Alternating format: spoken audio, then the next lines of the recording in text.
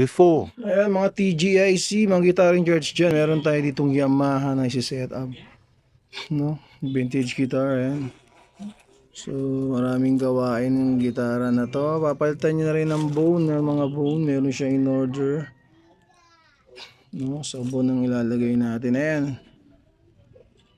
Ayan yung mga nabili niyang, gitara na to. Nabili niya na second hand. So, napaset up niya. Dahil mukhang hindi pa nasi-set up mula ng pagkabili. No? So, ang gandang gitara to, vintage na rin. FG151, alright. So, si-set up natin ngayon yan. At para madala niya na sa pupuntahan niya. Ayan yung mga niya, mga fret, kitang-kita nyo. After, At eto na ang mga TGIC, ito na yung mga FG, no? Okay na. Okay, bago na yung nut niya, bow nut na yan. Ito yung mga string, syempre.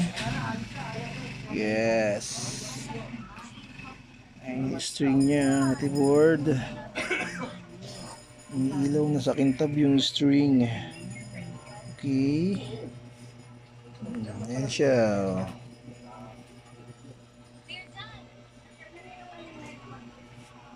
Mga bagong na yan.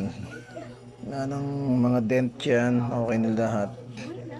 At yung board is bagong linis na rin. Ayan.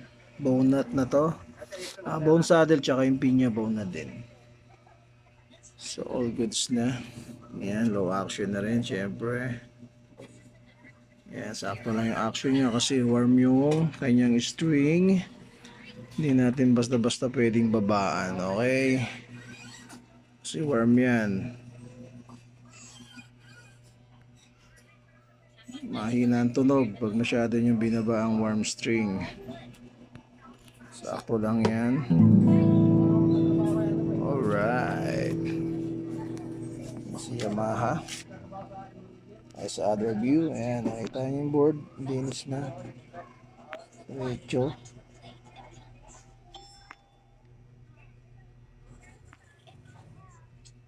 Ayan, wala lang tayo masyadong magandang camera, no? Cellphone lang ito. So, all goods na yan.